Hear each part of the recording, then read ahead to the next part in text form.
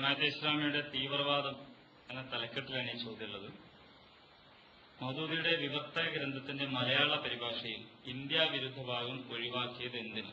കേരള ശബ്ദത്തെ ഉദ്ധരിച്ചുകൊണ്ടാണ് ചോദിക്കുന്നത്. രണ്ടാമത്തെ ചോദ്യം, അതിൽ ഇസ്ലാമിന്റെ സേവന പാതയെക്കുറിച്ച് ചർച്ചകൾ മാത്രമാണോ ഇസ്ലാമിലുള്ളത്? സായുധ പോരാട്ടത്തെക്കുറിച്ചുള്ള ഇസ്ലാമിന്റെ കാഴ്ചപ്പാട് വിശദീകരിക്കാമോ? വേറൊരു ചോദ്യം, ബാബരി മസ്ജിദ് പൊളിച്ചപ്പോൾ എന്തുകൊണ്ട് ജിഹാദിന് പോയില്ല? മരണത്തെ പേടിയുള്ളത് കൊണ്ടല്ലേ? പിന്നെ എന്തിനാണ് പ്ലാച്ചിമട പ്രശ്നത്തിനും മറ്റും ജിഹാദ് ചെയ്യുന്നത്? മുസ്ലിങ്ങൾക്ക് വേണ്ടി പ്രവർത്തിച്ചാൽ സമൂഹത്തിൽ സ്ഥാനം ലഭിക്കില്ല എന്ന ഭയമുള്ളത് കൊണ്ടല്ലേ? ഒരു മുസ്ലിം എന്ന നിലയിൽ മുസ്ലിങ്ങളുടെ പള്ളി സംരക്ഷണത്തിന് വേണ്ടി പൊരുതണം. ഖാലിദ് മൂസ സാഹിബിന് മറുപടി. പുസ്തക വിവർത്തനത്തെക്കുറിച്ച് വേറൊരു ചോദ്യം കൂടിയുണ്ട്. മൗദൂദിയുടെ ഉറുദു പുസ്തകങ്ങൾ നിന്ന് ജിഹാദിനെ പറ്റിയുള്ള പുസ്തകങ്ങളിലെ ഒറ്റ വരിയും മാറ്റാതെ പ്രസിദ്ധീകരിക്കാൻ തയ്യാറുണ്ടോ എന്ന്. ഈ പുസ്തകം വിവർത്തനം ചെയ്ത് പ്രസിദ്ധീകരിക്കുമ്പോൾ ഏത് വരിയാണ് മാറ്റേണ്ടതല്ലാത്തത് എന്നത് വിവർത്തകർക്കും പ്രസാധകർക്കും വിട്ടുകൊടുക്കണമെന്നതാണ് എനിക്കുള്ള എളിയ അപേക്ഷ. ഇതൊരു ജിഹാദി പുസ്തകത്തിന്റെ മാത്രം പ്രശ്നമല്ല. സെക്യുലർ പുസ്തകമായാലും മതപുസ്തകമായാലും ഒക്കെ വിവർത്തകന്മാർക്ക് ചില സ്വാതന്ത്ര്യങ്ങളൊക്കെ ഉണ്ട്. കാരണം ഒറിജിനൽ പുസ്തകം എഴുതിയ ആള് ജീവിച്ചിരിക്കുന്ന സാഹചര്യം, കാലം ഒക്കെ ബന്ധപ്പെട്ട് ചില വരികളൊക്കെ മാറ്റേണ്ടി വരും. ഇത് മൗദൂദിയുടെ പുസ്തകവും ജമാഅത്തെ ഇസ്ലാമിയുടെ പുസ്തകമാകുമ്പോൾ അതിന് പ്രത്യേക നിയമം സമൂഹം അടിച്ചേൽപ്പിക്കാൻ വേണ്ടി ശ്രമിക്കരുത്.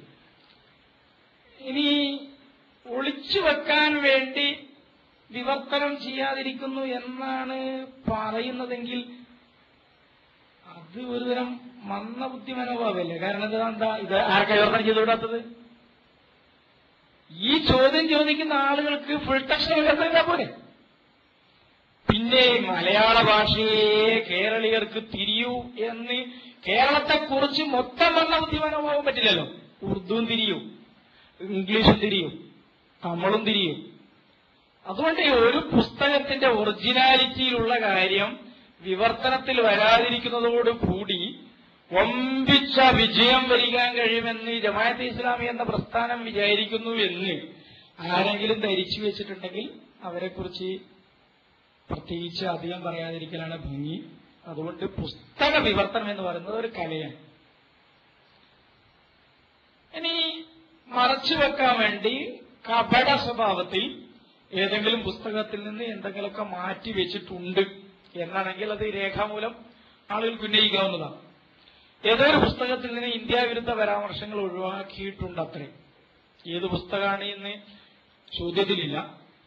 ഈ കേരള ശബ്ദ ലേഖനത്തിൽ പറഞ്ഞിരിക്കുന്നത് ഖത്മുൻ നബുവത്ത് എന്ന പുസ്തകത്തിൽ നിന്ന് ഒഴിവാക്കിയെന്ന് പറഞ്ഞിട്ട് അതേ പുസ്തകത്തിൽ ഉദ്ധരണിയാണ് കൊടുത്തിരിക്കുന്നത്. ഒഴിവാക്കിയ സാധനങ്ങളാണ് അതിൽ വന്നത് എന്ന് എത്ര ഗവേഷണം നടത്തിയിട്ട് ഇതുവരെ പിടികിട്ടിയിട്ടുമില്ല. ആ പുസ്തകത്തിൽ അങ്ങനെ ഉണ്ട്, അത് വിവർത്തനത്തിൽ ഒഴിവാക്കിയിരിക്കുന്നതാണ് പരാതിയായിട്ട് കേട്ടത്. അല്ലാഹു അലം. ഇനി ഇന്ത്യ വിരുദ്ധ പരാമർശം എന്ന് പറഞ്ഞാൽ മൗദൂദി സാഹിബിന്റെ ഇന്ത്യ വിരുദ്ധ പരാമർശം എന്താണ്? അദ്ദേഹം ഇന്ത്യയിലിരിക്കുന്ന സമയത്താണ് ഒരുപാട് പുസ്തകങ്ങൾ എഴുതിയത്. അന്ന് അദ്ദേഹം ഇന്ത്യക്കാരനായിരുന്നു. പിന്നീട് നമ്മളാണ് അദ്ദേഹത്തെ ഇന്ത്യക്കാരനല്ലാതാക്കി മാറ്റിയത്. ഇന്ത്യയെ വെട്ടിപ്പിളർന്നത് ഇന്ത്യയിലെ മറ്റു ചിലരാണ്. അദ്ദേഹം അതിന് ഉത്തരവാദിയല്ല, അദ്ദേഹം അതിന് അനുകൂലവുമായിരുന്നില്ല, അദ്ദേഹം അതിനെതിരായിരുന്നു. ആൾക്കൂടി പറയുന്ന സംഗതി എന്താണെന്ന് ചോദിച്ചാൽ, ഇന്ത്യക്കെതിരെ യുദ്ധം ചെയ്യുന്ന ഒരു വിഭാഗം പിൽക്കാലത്തുണ്ടാകും എന്ന് ഒരു ഹദീസിൽ വന്നിരിക്കുന്നു. ഒരു ഹദീസ് മൗദൂദി സാഹിബ് ഉദ്ധരിച്ചാൽ അത് മൗദൂദിയുടേതാണ്. ഒരായത്ത് മൗദൂദി സാഹിബ് ഉദ്ധരിച്ചാൽ അതും മൗദൂദിയുടേതാണ്. ഇനി ഏതെങ്കിലും പിൽക്കാല പണ്ഡിതനെ മൗദൂദി തിരിച്ചാൽ അതും മൗദൂദിയുടേതാണ്. മൗദൂദിക്ക് ഇതൊന്നും യാതൊരു അവകാശമില്ല. ഹദീസ് തിരിക്കാൻ പാടില്ല, ആയത്ത് തിരിക്കാൻ പാടില്ല, പിന്നെ മുൻകാല പണ്ഡിതന്മാരോ തിരിക്കാൻ പാടില്ല. അതൊക്കെ മറ്റുള്ളവർക്ക് അവകാശപ്പെട്ടതാണ് എന്ന ഒരു മനോഭാവം ഇതിന്റെ പിന്നിലുണ്ട്. ഹദീസ് ശരിയാണോ തെറ്റാണോ? ഹദീസ് പറഞ്ഞ സാഹചര്യം ഏതാണ്? ഏത് ഇന്ത്യയെക്കുറിച്ചാണ്? ഇസാറത്ത് തഗ്സുൽ ഹിന്ദ, ഇന്ത്യയോട് യുദ്ധം ചെയ്യുന്ന ഒരു വിഭാഗം പിന്നീട് ഉണ്ടാകും എന്ന് പറയുന്ന ഹിന്ദ് എന്നതുകൊണ്ട് ഉദ്ദേശിക്കുന്നത് ഈ ഇന്ത്യ രാജ്യമാണോ? അന്ന് ഇന്ത്യ രാജ്യം ഇങ്ങനെ തന്നെ ആയിരുന്നു.